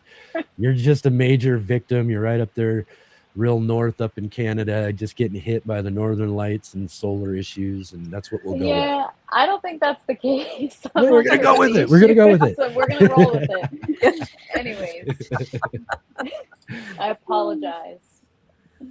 Right on, right on. So yeah, so there I was kind of asking real quick there, Katrina, real quick before she left to talk a little bit about how and why, and she came up her name and started her channel and all that sort of stuff. Robin, you want to continue that conversation and let us just know kind of a little bit about kind of how all of Robin Gardens got started. Sure. This month it will be 2 years that I'm on YouTube. And before that, I was on Instagram for a year. And I had made a lot of connections with a lot of YouTube creators via Instagram. And they said, you need to share yourself on YouTube. And I'm like, I never really thought about that. Instagram was enough of a step for me, but they kept working on me. And finally I said, okay, if you'll help me, then I'll do it. And that's my story. And I haven't looked back. Well, congratulations on 2 years. That's Don't you just exciting. love it? The best part of YouTube, honest to goodness, is making those connections with like-minded people. Absolutely. You can talk to your friends and your family about gardening, and they'll be polite and listen for a while, but after a while they kind of glaze over, right? If you're with your people, they ask you more questions and they want to keep talking, and it's exciting because it's your And passion. if you can't find those people, start a YouTube channel. You'll find them quickly. You bet. What about what about you, Shawnee? How long have you been on YouTube? Well, I know we celebrated a year. Was it November? Because we were trying to get monetized before the year came up, so we weren't dealing with the dropping off thing. I have a black screen. Can you hear and see me? I can hear and see you. Yeah, Shawnee, you're out that way. You're dealing with issues now too. I can hear and see her. She's freezing. So, what was I talking about? I forgot now. Okay, go ahead. YouTube 1 year monetization within a year. Oh yeah, that's right. You just got monetized a little while back. Yes. Yeah, so I mean it's January now, so it's just a little over a year that I've had the YouTube channel thing going. Excellent. Awesome. And I know too, and I know you were gonna try to remember, Natalie, but Shawnee grows and has out away from her house in a garden that she has to go travel to go and grow in. And I know we wanted to circle back to that and talk about that a little bit, right? So talk about planning. How does that present challenges for planning that it's not in close proximity to the inside of your home? Oh, no. And then, of course, that's all right. I think, All again, right, too, that's this is okay. hitting everybody. It's I've the got issues. questions for Robin too, so I'm Okay, dying to go for know it. what's your favorite thing to grow. I love to know what people what their favorite thing to grow is. You know, I wax and wane on different things, right? Well, right But now, probably the most consistent thing is tomatoes. yeah. I'm kind of known for growing tomatoes, and last year I grew 21 varieties. Wow. And for some people that's not a lot, but it was a whole lot for me. And I What love was? what Sorry, go ahead. no. And I mean for a lot of I loved it. I had so much variety and I had really, really good success. But I was stuck in the kitchen. And that part wasn't so good. So I'm going to try to dwindle it down to 15 for this year. Okay, here, let's see. I think Shawnee might be back with us. How are Do we I look doing? There we normal go. yet, or is it glitching again? Okay, Now I think can't we're hear. good. Another reset. Like I said, You can't we're hear me? blaming it on solar flares. Oh, I can I hear can- you, Shawnee. I can hear okay. you. Okay. Oh no, this is awesome. We're doing great So- tonight. What was going on when I left? So do you want me to finish and then we'll go back to Yeah, Sean? you go ahead. Go ahead. Yeah, go ahead. So the other thing I always like to grow every year is garlic. I don't know. It's one of those hunt for treasure things, you know, you never know exactly what's going to go on underground. Can you hear us? And Hello? No. Okay. then you know, you have to have something fun in your lineup every year, at least I do. So last year's fun thing was Clancy potatoes, and I grew those from seed, not a seed potato, but from seed from Botanical Interests. And I sent it to a bunch of my YouTube creator friends as well to give it a try. And that was really, really fun. Won't do it again, probably, but it was fun for for the year. Another good reset. Sorry, Robin. Yeah, We're so, just you having know- too much fun around here. Whenever somebody goes out and back in, I lose audio. I can't hear anybody, and I think that's what happens. Yeah, All right. Domino Kick that's effects. the Great. pattern I'm picking up. But Yeah. sorry, go ahead. Didn't mean to interrupt. Oh, okay. We'll go back to Shawnee now, huh? Yeah. What were we talking about? What's the question? So The when we question last left was- you, Shawnee, we were asking you about traveling The- to your garden, right? yeah, What were you that saying we- about that, though, Natalie? I was just saying, in terms of planning, what kind of Yep. challenges does that present for you? The fact that your garden is a 15-minute drive away. Well, it is reliant on the weather forecast and the patience of my 3 children because I homeschool. So they are always with me. I usually pack the night before the clipboard of what I want to do, even though the garden tells us what to do, and the seed list of what I want to grow or get in the ground based on we're going to get some rain, and I'm itching to get seeds in the ground if we're getting some rain. So following my calendar of what should be going in at this time, what successions are going in, and then you observe when you're there. So the tool shed does have the what is the thing on wheels called, like a wagony thing that dumps. It's a dump cart and something to weed with, and A wheelbarrow? and it has Yeah, wheelbarrow. what was that? A wheelbarrow? Well, I have a wheelbarrow, but it's not that because it has okay. this like thing where it dumps. The So I dump- don't know what that's called. Oh, one of those carts. Yep. Yeah. Yeah, those. I want one of those. And I always they're great. I always have to have something to put a harvest in when we get to that point of the year. So if a 5-gallon bucket works great for me for that, and then putting it back in the van to bring it back home to process. So it's really about the weather forecast, what needs to be done, an idea of what I want to do, and then just observing the garden. And of course, walking all the different spaces because they're spread out. It's over 3,500 square feet total when you add everything together. And not all of that is food. Some of it's just flowers and pollinator stuff. But it's just absorbing it so it's not all about work is also included in there. So it's a good 3 hours out at the garden property uh, on a good day, right? Wow. It's a lot of work. And there's, I guess, additional planning that goes into it, right? For me, my grow tent's just in my basement. And to do a project, it's like, takes a lot of planning and grabbing all the things that I need to start my seeds or whatnot. So for you, you probably have to make sure you got everything packed in the car because you're only making one trip. Some stuff lives in the van. I'll be honest right now. Some of it just lives in the van, and then I have to have the snacks for kids and figured out what do I need to do with them the first 15 minutes we arrive. I can't just jump into what I want to do. So incorporating that, what jobs do they want to help with during that time? Because they all have their different preferences, their different age levels have different interests and the skills and the tasks in the garden. Because of course they're welcome to help until they don't want to. So you put them to work, which is good. Totally. Absolutely. Free labor. Free labor. Exactly. So Why they not? rake grass to put it on as mulch. They love to harvest Japanese beetles.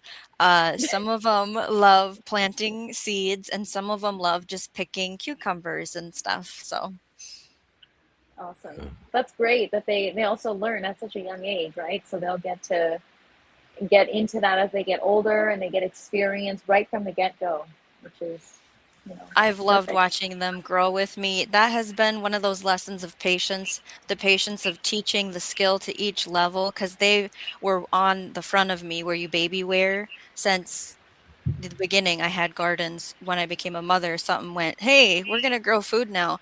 So what happened where it felt really warming in my heart was we got some neighbor kids that actually moved away now here in our where we actually live in town, and we had some gardens out front, and my kids were teaching them how to identify plants, how to harvest, how to know what bug is what, because they didn't have a clue, the neighbor kids. And so that was where I went, oh, this is meaningful, I'm doing something, like they're getting it, right? Yeah, I love that. Let's see, Robin, why Dusty don't you? Flats. I'm sorry, Oh, this is what we're gonna figure this out. yeah, no, go ahead. But Dusty Flats was asking, do you have a storage shed there? Yes. Excellent, excellent. If you want to see inside my storage shed, become a member over at Shawnee Grows, $1. Oh, there you go. That's how you do it.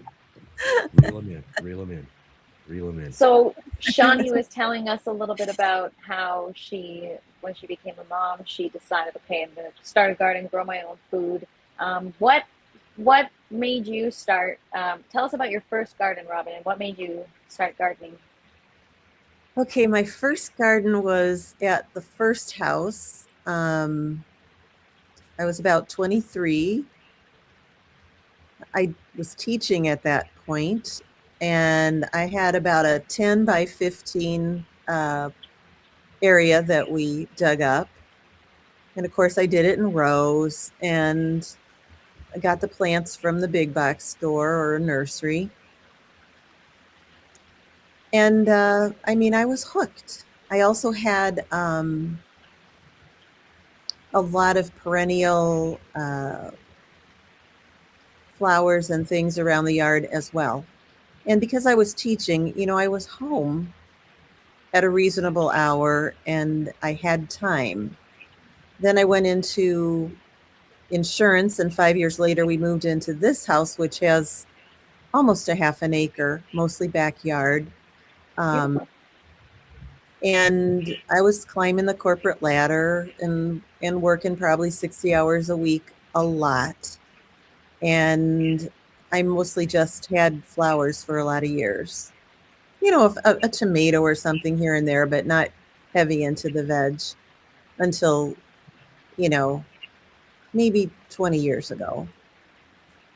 And then I had, way more veg and fruit.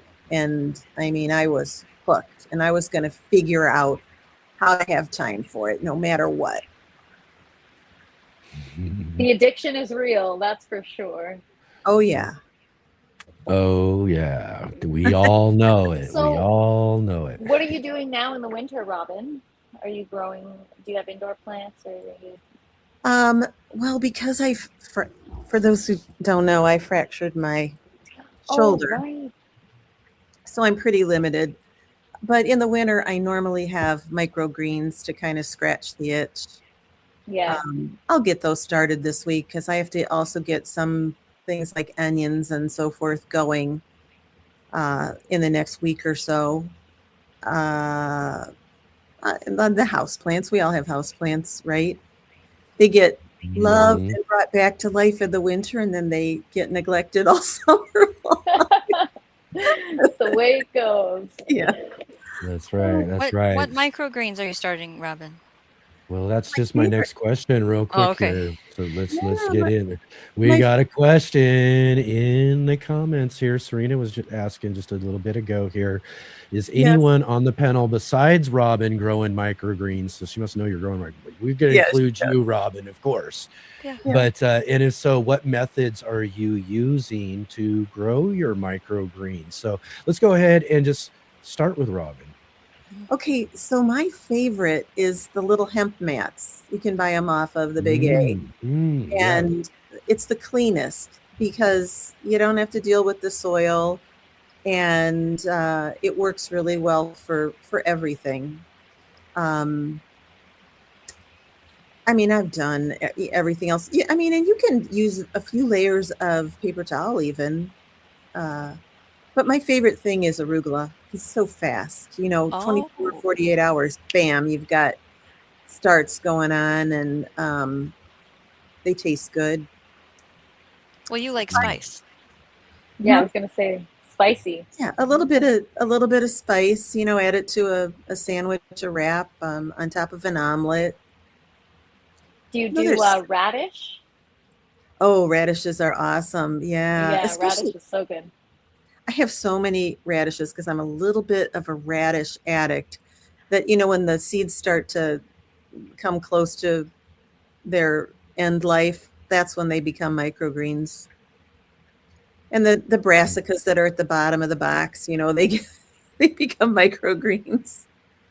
Yeah. How about you, Shawnee? You grow any microgreens? Why, yes, I do. Mhm. We've planted them together live over at Shawnee Grows. So you can see a little bit of that over there. And then, of course, our members only get to see behind the scenes inside the grow area. So what we use is a 5x5 plastic little planter tray. I think I got them at Bootstrap Farmer. And then I fit it inside a 1020 tray and I bottom water that. For the medium, I use right now I'm using a Pro Mix that I got on sale that has a mycorrhizal fungi word on the on it, and then I add worm castings to that. So I fill it up, this much, and then I densely plant all kinds of stuff. We did this winter. We had basil, cilantro, lettuce, and I'm blanking on the other stuff. Swiss chard, and then I did 2x2 or 3x3 singles of lettuce, so then they kind of get full size. And I actually just harvested a couple days ago. Oh, dill was in there. So I still have cilantro going and basil going because those are fun to add to my tacos with the slaw. I'm a big fan of slaw. If you want to grow a taco garden, we talked about the themes in a live stream recently. I love putting sunflower microgreens. We did that in the beginning too Mhm. on soup at the end, right? You get that Oh, yeah. fresh, crunchy thing. Mhm. And I tell you what, it was a little weird eating a salad the last couple days. And I was thinking of you, Natalie, when I ate my salad, that it was negative I'm 28 honored. outside. And Yes. it's like, do I want to eat a salad when it's negative 28 outside? Not really, but I know my body needs this right now. Like, that's the whole point of growing these nutrient dense microgreens is to get us to the Mhm. next wave, right? We're extending our Yeah, harvest by growing indoors. I use grow lights. It's in my bedroom because the light makes me happy. I'm also addicted to gardening. So, for sure. And with the lettuce, you can even make like warm. I know it's controversial; it's an unpopular opinion, but there are warm salads or warm lettuce wraps, right? Something a little more comfort food for the winter. So that's what I'm trying to experiment with now because I've got more lettuce than I know what to do with. And what can I achieve other than just a cold salad, especially during the cold weather? But I know Yeah. what you mean. Sometimes yeah. your body needs it. What about you, Natalie? Are you growing any microgreens at all? Or I know See, you said you got enough salad and all of that, so I'm I'm not the sure you got greatest at plenty of greens. microgreens. I love microgreens. I've tried growing them several times. I either underwater or Yeah. overwater. But Robin actually gave me the tip of the hemp mat, so I'm going to be actually trying that and seeing how that works, because I love microgreens, and I bought a whole collection of seeds from Mom Sprouting Seeds, and I've got tons of different mixes like arugula, radish, alfalfa, mustard, daikon radish, all kinds of stuff. So yeah, I'm excited to try it, but I don't want to waste the seeds, and that's the thing. I keep, messing it up. So Top tip, Costco sells those street tacos in the long, thin with the lid. That makes the best microgreen. Ah, Really? yeah. Three of Nice those flat tray. right? Three Yeah. of those hemp mats fit right inside it. You can put the lid on till they sprout. It's perfect. see, I actually have a tray right here. I just use these. It's just from Amazon, right? And so I spread my seeds out evenly on the tray, and then I just have the lid over top. The roots grow through the holes, and I spray it, right? I leave it I soak my seeds for 24 hours in a Okay. jar of water. Then I spread them out on here, cover them with a towel, and spray them for, I don't know, maybe 4 or 5 days. And then I open up the tray, and usually they've sprouted. And then within a day or so, I harvest. But sometimes they get molded because, I don't know, maybe I leave them covered too long. Yeah, the Get lid. the lid off, get a fan on there. Yeah. Yeah. See, I've done, and then I dry them out. So it's one extreme or the other. Yeah. Those little takeaways that you get a sauce in Yeah.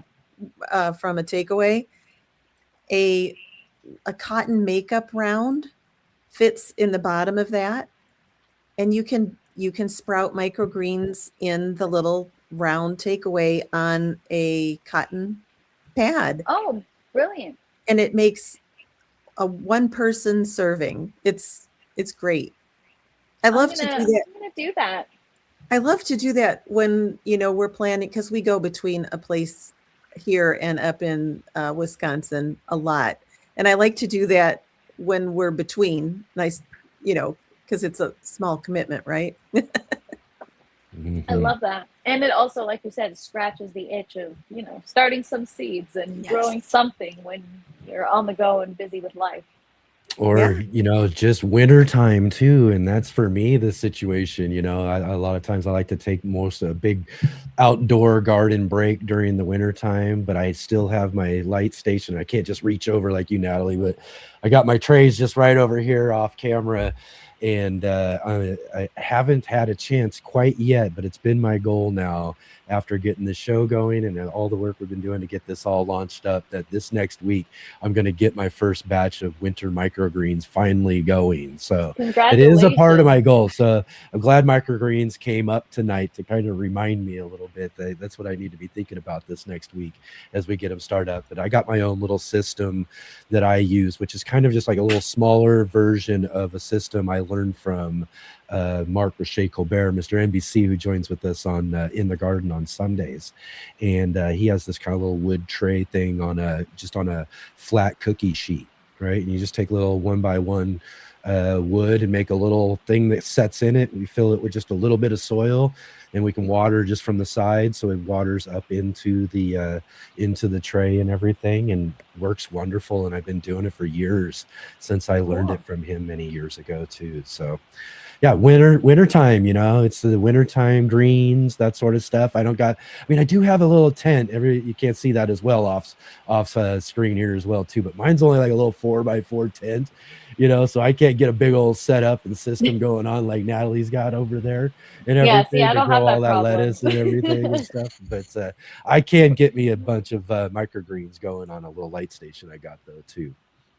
What kind of microgreens do you like, Enoch? What kind of? Well, like my favorite's like pea shoots. Again, you guys talk about sunflower shoots are really great for me. I like some radish and arugula spiciness and stuff added to that a little bit, as well as just lots of simple fast stuff, brassica seeds and things like that, and just sometimes whatever. I mean, if somebody wants to give me some or something like that, I might try some others or something, And or I've actually done before too, taken just like some like seeds from like the last year or two that I haven't used up, you know, and kind of combine them together and then set them up on a tray and see what comes up, kind of thing, and just cut them up for microgreens as well too. So Yeah. Anything that's at the bottom of that seed box, everybody, you can grow those as microgreens. Right, Yeah, for exactly, sure. exactly. Use up some of the old seed too that you're not too sure about, you know, and throw those on a tray and grow them up and use them for microgreens too. Yeah. So Interestingly, the Dollar Tree, the dollar store here, Oh, get them really inexpensive, huh? for $1.25, you can get, you know, a nice pack that'll, you know, do 3 rounds, 4 rounds of microgreens, and it's so much cheaper than many of the commercially produced for the purpose. Mhm. wow, I didn't know that. Yeah, they don't. We don't have microgreen seeds at our dollar store in Canada here. Oh, that's a bummer. Yeah, I don't even think they sell seeds. They sell gardening supplies, but Yeah. But it's the cool thing about microgreens too, though, is that you can get, you know, you get the discounted bulk seeds. You cut, you know, you can go seed companies and whatever type of catalogs you might enjoy or something and find and get bulk seeds from them. And it's always less expensive a little bit, but it's, you know, I mean, you're spending more money, but it's less all around for the seed, you know. But you can find some good companies out there that give you some good prices on some good bulk seeds. I think Johnny's is a really good place too if people want to check out some really good microgreen varieties. So I yeah. save a lot of seed for the Door County Seed Library, and arugula and mizuna are 2 that I always save every year, and those are great for microgreens. So if you're interested, pop over to my channel and you can see, you know, how I do that. Mhm. Yeah, absolutely. So you harvest your own seeds from your own arugula plant. Mhm. Mhm. Arugula Amazing. and mizuna. I typically put together about 1,000 package for the Door County Seed Library for them to give away. Oh, Yeah. wow. What a Yeah. wonderful thing to do for the community. That's amazing. Yeah. I enjoy And it. yeah, I do the same thing. I'll take radish seed, some of my brassicas too. I'll let some go and get seed from them as well too. So that is always the best way, is grow your own, right? Let's see. Do Absolutely. any of you have any preferences for what you grow as microgreens, Shawnee? The variety.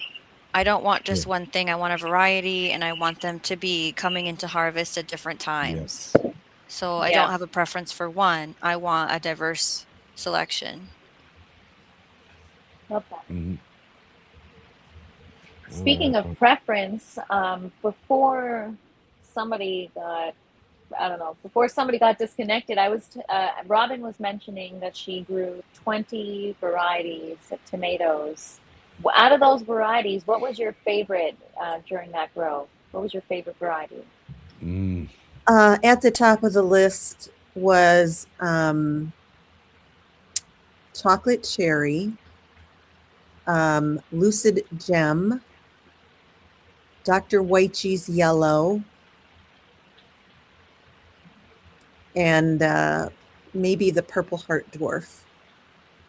But Wow. you know, that's like, it's like trying to pick your favorite whatever. It's hard. It's so challenging. There's so many varieties. I'm just learning now. There's so many different kinds, and that's why I'm picking your brain. What was your favorite? Because still trying to figure mine out. Honestly, the only one that was I would never do again. Well, no, there were 2 that I would never do again. One was called Manitoba, a determinate. Mhm. Came very highly rated. Grows all the way up into Canada. I think it was actually a Canada breeder who made it, but it was such a tasteless tomato, and I did it both in raised beds and a container. And one called Tumbler F1. I did that in the green stock, and I had 6 plants, and they came early. They were beautiful, but they tasted like store-bought tomatoes. So Excellent. Yeah, I try to grow lots of different varieties each year, but for me in my area, I'm dealing with more extreme hot summers from what I used to. So again, over the last few years, I've been playing around with lots of different varieties for heat tolerance. And I think right now, one of my favorites, if you live in a warm area and want to grow a good one, there's one called Big Red Chief. If you like a big, nice slicing tomato or something, and it was really good and just really tolerates the heat really well too. So that's one of my recommendations for a tomato I like. Natalie, you Yeah, have Cherokee Purple going on in your grow tent. Ooh, that's a good one too. Yeah. Does that do well for you in the grow tent? it's my first time growing it, so to be determined. All these varieties that you see in the background right now, I've never grown before. So it's all kind of an experiment. I know cherry tomatoes typically do the best in this kind of system, but they're all indeterminate varieties. I've got the Ponderosa Pink, the green zebra tomato, Cherokee Purple, Dark Galaxy, Pink Icicle tomato, and the Paul Robeson tomato, and the Cousin Martina tomato, the Cousin Martina cherry tomato. So we'll see. I've already got tomatoes growing on the Cousin Martina. So yeah, I'm excited. Have you heard of any of those varieties? Well, Yeah, Cherokee Purple. I've done the Robeson, and Cherokee Purple was our favorite for years. It's just a diva. It's not always the easiest plant to keep alive and going, and it's pretty susceptible to disease. Really? But this past year I did the Cherokee Carbon, which is a hybrid of the Carbon and the Cherokee Purple. And it was delicious, and it was a very robust, productive. I probably got 80 tomatoes off that plant. Wow. So that's in the rotation for every year. That is so interesting, because the Cherokee Purple is my healthiest plant right now out of all of them. So that'll be interesting to see how it does. Hopefully no disease. We'll see. What about you, Shawnee? You got a favorite tomato variety? So the Cherokee Purple has always been the best flavor for me, and it's pretty. And the thing that I see is it splits. It's so sensitive to if rain's coming and you have somebody that's blushing, get them out of there and bring them in. And so it's like Robin's introducing me to this new one, the Cherokee Carbon, and I have seeds thanks to her. So I'm trying that this year to see if maybe I flesh out having Cherokee Purple and bring this one in as a rotation. I love the Grapillo di Inverno tomato. It's one that you're supposed to be able to like cut it off the plant and bring it inside in the winter, and it still kind of holds its shelf life. That's like a grape-sized tomato. Beautiful. For sauce tomatoes, that's what I want to get into this year to find the perfect one for my area. And so I'm going to experiment with one called Plum Regal, which was a little hard to track down seeds for, but another Minnesota grower, not close to me, but in Minnesota, it's a big state, has those and swears by them versus an Amish or a San Manzaro. But I have those two. I'm going to grow them this year. So I can't remember the other new ones I was going to try because I didn't bring that list with me, but thank you for asking. Yeah, see, for me, it's all about, like you said, about the microgreens, variety. So I even went to the extent of staggering my tomatoes so that it's pink, red, purple, pink, red, purple. So hopefully by Valentine's Day, we're going to have, I've got the Ponderosa Pink, which is like a nice big pink tomato. Hopefully we'll have a bunch of bursting colors in here soon.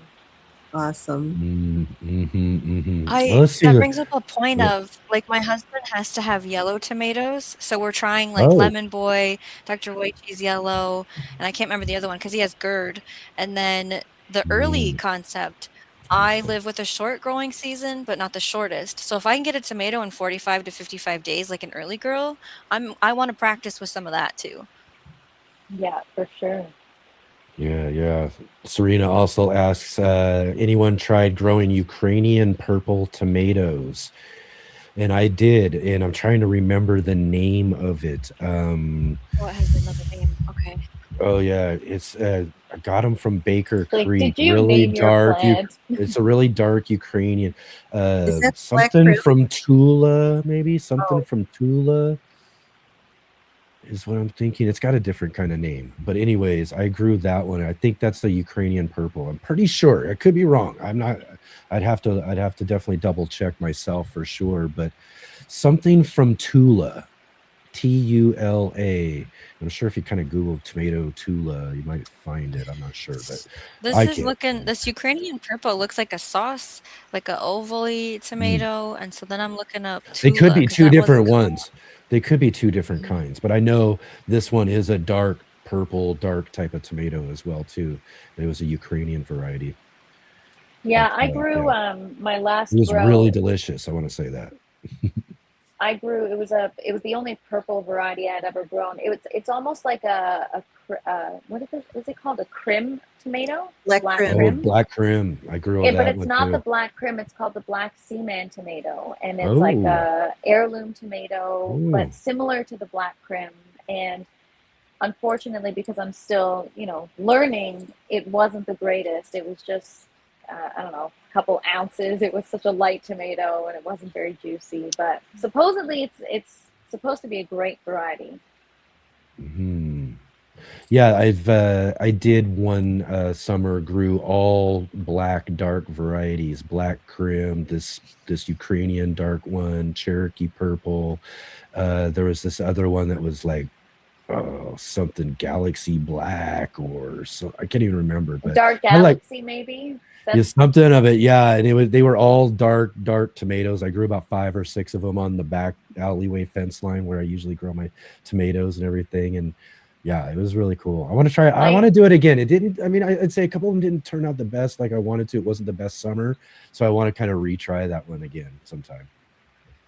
I have seeds. Well, shout out to Seed Addict in the chat. He sent me over like 100 different varieties of all kinds, peppers, tomatoes, different lettuces, flowers, and he sent me a variety called the Rebel Starfighter Prime tomato. That's I don't know if you guys delicious. ever heard of that. Yeah, so I had a seedling, but it wasn't doing well, so I had to get rid of it, but I'm gonna definitely try it. It's a beautiful looking tomato. My coolest named one was the Cuban salami. A friend in the UK sent it to me, and I was so excited for this because he says it has umami in buckets. And oh my gosh, it was the hornworm favorite of the year for sure, number one. Number two, when we finally got one ripe to taste, what power. It was salty. It was, I mean, it just exploded with too much in your mouth. My husband liked him. I didn't. It was over the top. Yeah. Seed Addicts does ask, has anyone grown Ozark Sunrise tomato? Seed Addict, I will be if you send me those seeds. I know, I need to get it. Sounds good. I did grow another one that had the name Sunrise, and it was kind of like an orange yellow. It really did kind of have that kind of cool sun, it made you think of a sunrise kind of tomato. It was really good. So I don't know, I would love to get some of that as well. Yeah, my last grow, I just harvested seeds from the grocery store tomatoes, and I just grew those, and they turned out great. They were just tricolor cherry tomatoes. I don't know what variety they were, but they were great. I did ananas noir, and that is green and yellow and red, and you slice it open, and it is just magical looking on the inside. It is gorgeous. It's a very nice tasting tomato as well. See, that's how I choose things for my garden, is what looks pretty, what looks nice, what's colorful, what's unique looking. That's how I choose. So it made me laugh, Shawnee, when you said, grow and plan things that you're really going to put on your dinner table, put in the kitchen and cook with, not just what you like. So I could definitely take a lesson or two from you for sure. Right. It's a hard switch in your mind to go from the opposite, planning it backwards. Yeah. Yeah, exactly. All right. Right on. Excellent, everybody. This is so great. This has just been so wonderful. I mean, looks like we're just down to it. It's just, I can't believe the time's passed by so fast already as far as hanging out here and talking about all this wonderful stuff and having fun with the show again too. We're having some loose times with the show and the dropping in and out and everything, but again too, so much fun so far. with our first show today, getting to hang out with Shawnee and Robin here, and as well earlier we had Katrina from Sow and Terror as well too with us. So just really, really great. So real quick before we do let you go, let's you got anything last minute you want to say? Let everybody know about anything you guys got coming up, because I do want to cue you guys on something else that we haven't mentioned yet. Real quick before we do go, is that you guys have kind of correlated together to do something kind of out of this idea of grow what you eat too as well. So maybe we'll give you guys both a chance here to kind of talk about that. It's the last minute before we get going. Robin is the one that is going to talk about it. Okay. Okay, So there we go. we have a little show that's going to happen at least once a month called Roots and Rambles. And we did our first one this past Thursday, and we myth busted a bunch of garden hacks from TikTok, Instagram, YouTube. Do they really work? Have we tried them ourselves? That kind of thing. Went really, really well. It was an interesting live. I'd suggest going back to watch it. It's on Shawnee's channel, Shawnee Grows. So, and we intend to do it this coming month, and we're going to unpack winter sowing, because both Shawnee and I have done winter sowing many different ways and had success and failure, and we're going to share that. Right. We're digging into the roots of gardening advice and rambling about it. So, of course, our winter sowing episode is going to be full with show and tell. If you want to be notified when it's going to be, you can be put on an email list. You email shawneegrows@gmail.com. And then once we have the show date figured out, I'll let you know. Sure. And where can everybody find you both on YouTube, Instagram? I know you already mentioned your email. Is there a website? Let us know where everybody can learn more and find you both. For me, I'm only on YouTube because I'm not managing any more things. So Shawnee Grows is the channel name. That's the handle. I have a merch store and an email. I am on both YouTube and Instagram, but honestly, I am neglectful of my Instagram these days. I need to get back to that. Me too. I got so many goals for this year, but Robin, I agree with you. That's one of mine too. I was looking through my old pictures of my Instagram, kind of missing and posting some of the cool stuff growing and everything. So I got to get on top of that too this year for sure. Let's again, thank you two so much for being here with us tonight. I mean, it was just really great to get to hang out with you here on our soft launch of the Green Room and get to talk with you all about the new segment, Grow What You Eat. It's just really, really awesome. I'm very excited about the Grow What You Eat segment. I definitely will have a lot to learn. So I can't wait. Thank you guys for putting that together and being a part of this. Woohoo! Well, it's going to be great. Excited. Very excited. That's right. That's right. Well, right on. Real quick here, we're going to take our second break of the evening real quick, and Natalie and I will be right back here real quick, wrap things up here with you all. Thank you so much again, you two, for being here. It was great to have you. You're very welcome. Bye. Thank you. Hey, gardeners. Thanks for tuning in to our show today. We'll be right back at it here in just a moment. I just wanted to take a second here to highlight our regular videos and features here on the Urban Gardener channel. Our weekly garden journals,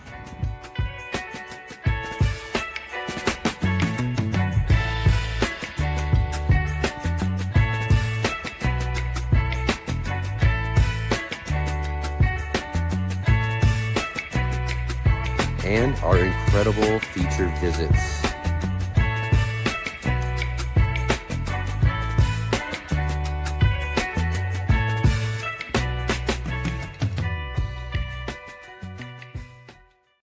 Ivory Organic was founded on the gardening concept of whitewashing, simply lightening your plants to better tolerate weather extremes, transplant shock, and so much more.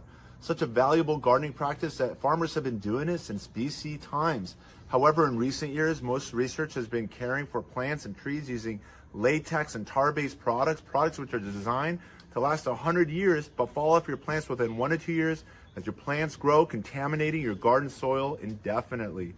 Available in colors white or more natural looking colors such as brown, green, gray, and grayish. Ivory Organic has 2 general categories of whitewash products. The 3-in-1 Plant Guard, which includes 7 natural oils including castor, cinnamon, clove, garlic, peppermint, rosemary, and spearmint, which offer insect and rodent repellent protection, and the whitewash oil-free formula. Both products also have diatomaceous earth in the base ingredients, which naturally offer some insect repellent protection too. As always, keep growing with Ivory Organics and wishing you all happy gardening.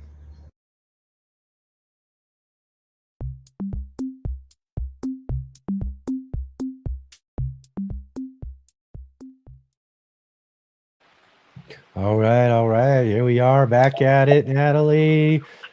Boy, time sure did flow by right quick, didn't it? I mean, here we are getting ready to wrap this up here real quick.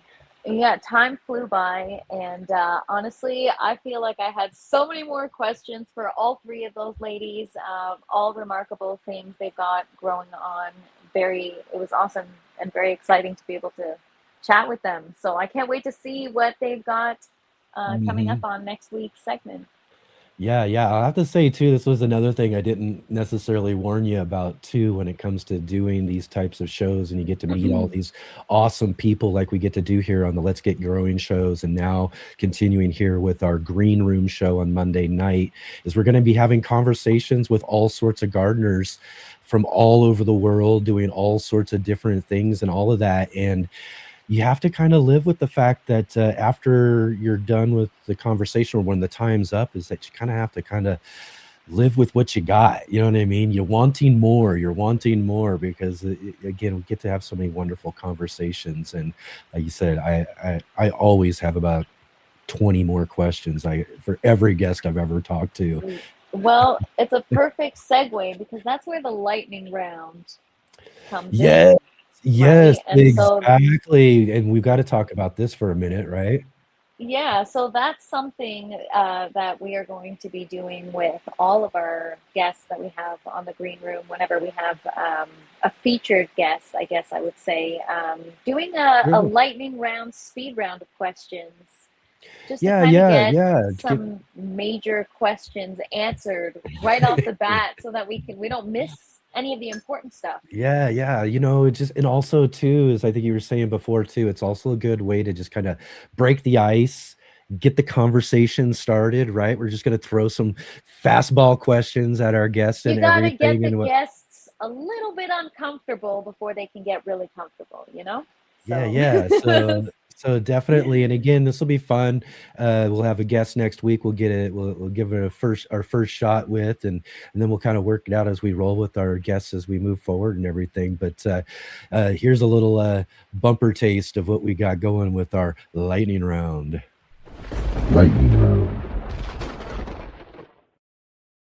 So look forward to that next week when we get going here again for what will be kind of our second show, but really kind of our first show. We're just kind of consider this our soft launch, as you will. You know what I mean? Just kind of getting used to, the hang of things around here for, especially between.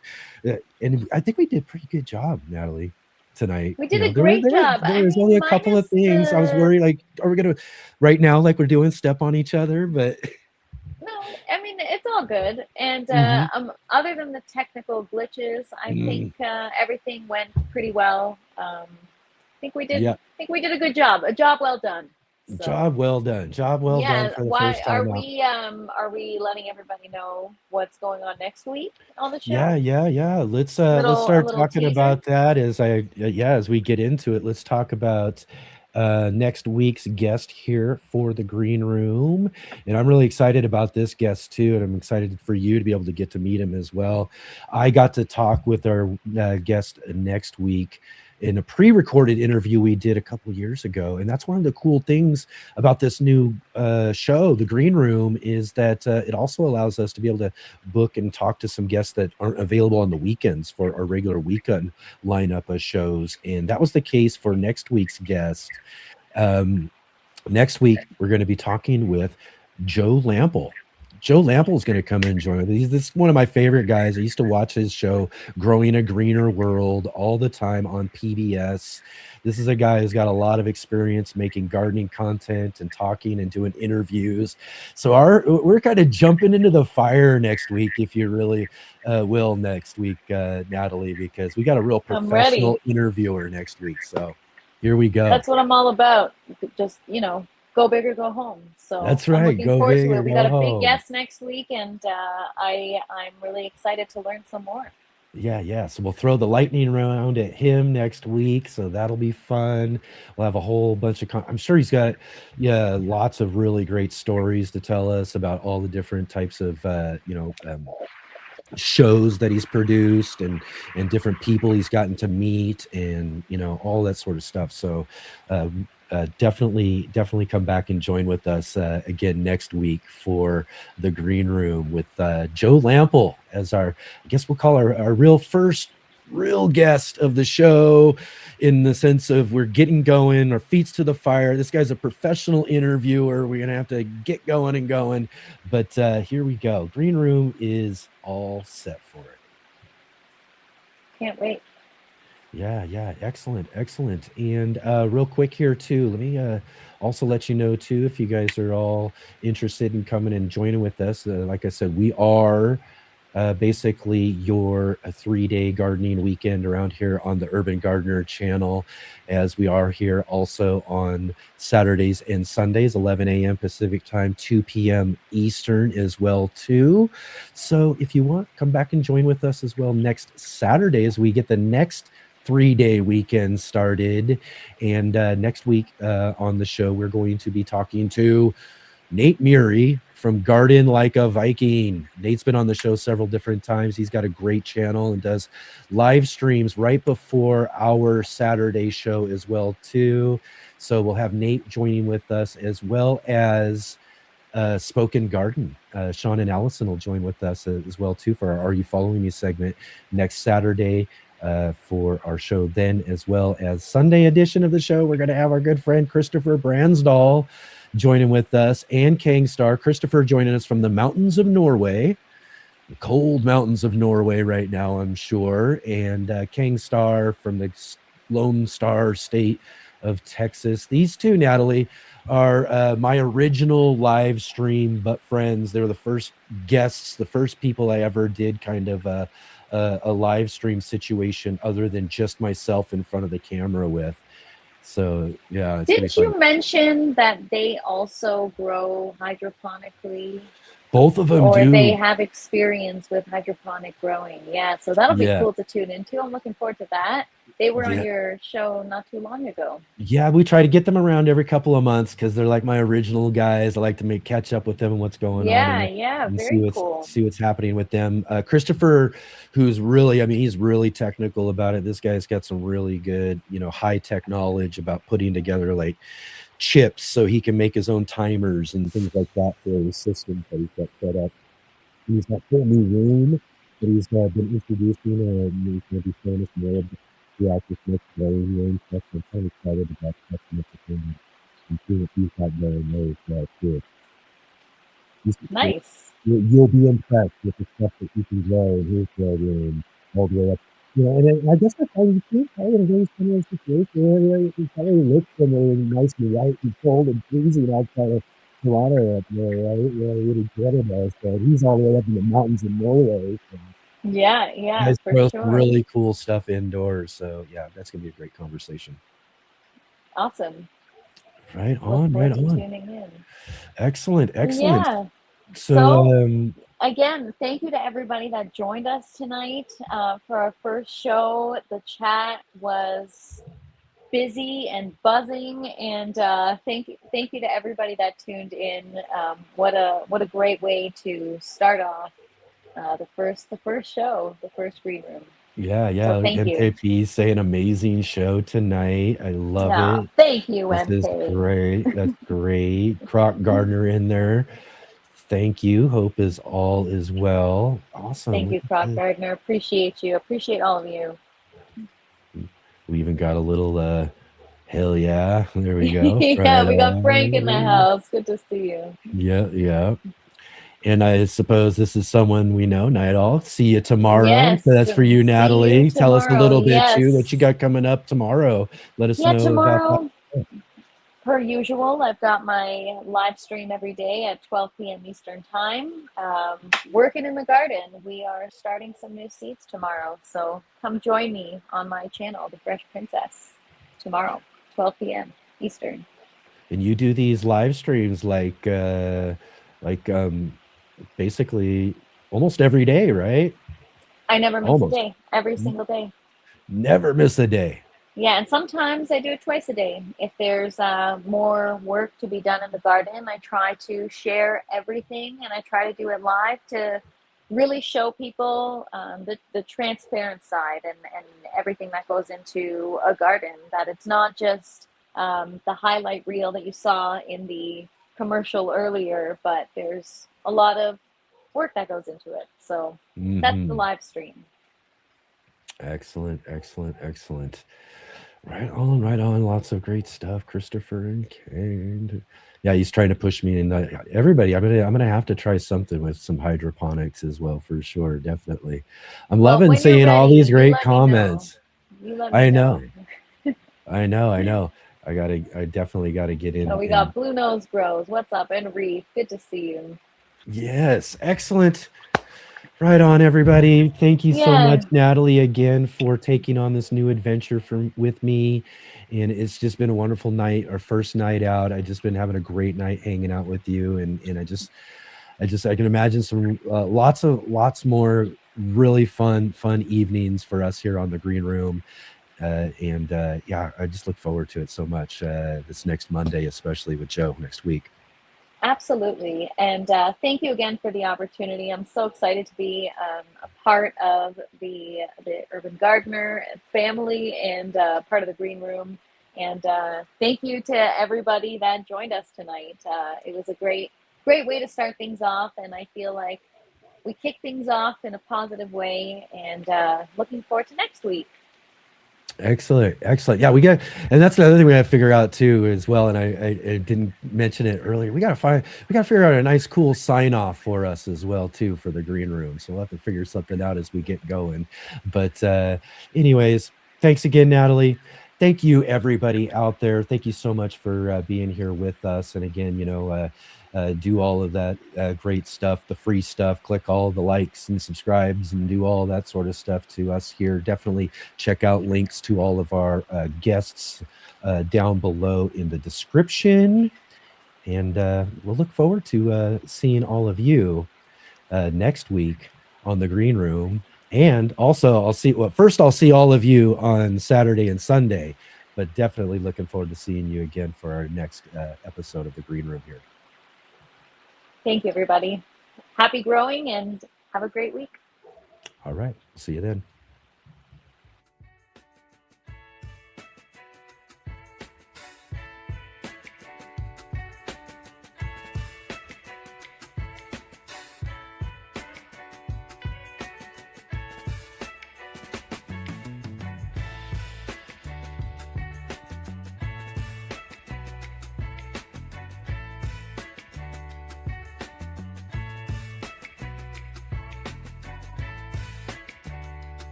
Power out.